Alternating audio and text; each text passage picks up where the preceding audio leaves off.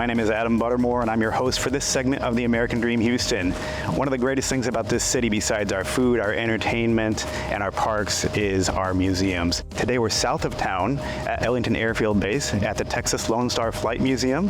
I've been fascinated with aviation since I was a kid, and I'm looking forward to showing you around.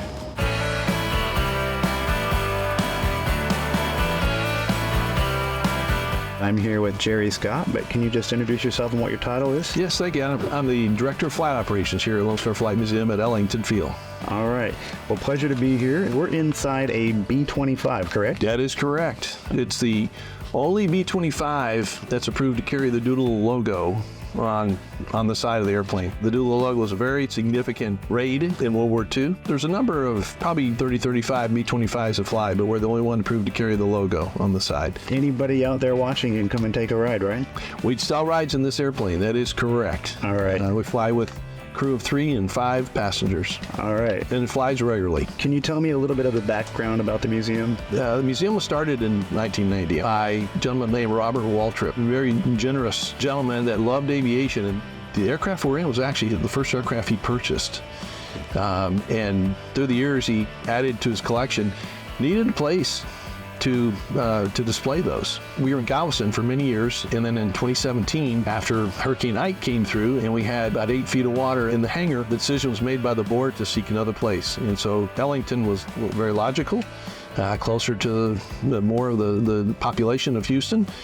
Fantastic airport, and so the plans were made and developed to move to Ellington. And part of the mission, you said, is education, is that right? Absolutely. I think of Lonestar Flight Museum as where education and history and aviation all intersect. We have about 15,000 students a year come through the museum. It's a very intensive program, and they learn a tremendous amount, and school districts have really grabbed onto it and really enjoying it, and the kids seem to enjoy it as well. And I'll often talk with them if they're having fun. They're loving it.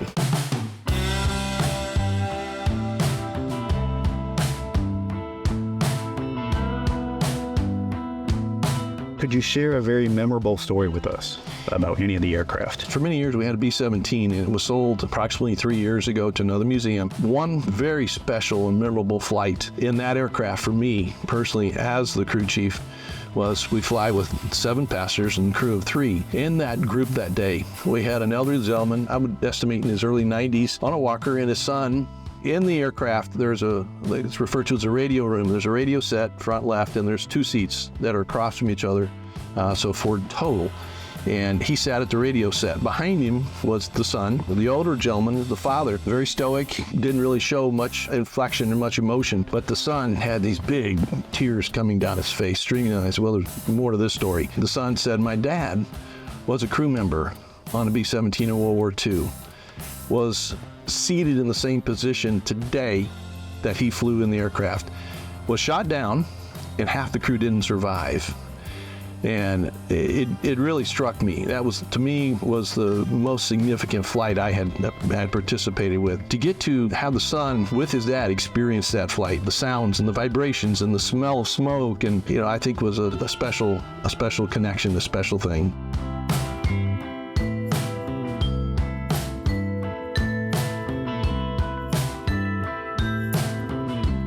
All right, we want to thank you for watching today. I'm Adam Buttermore with the American Dream, and I wish you all the best in the pursuit of your dreams.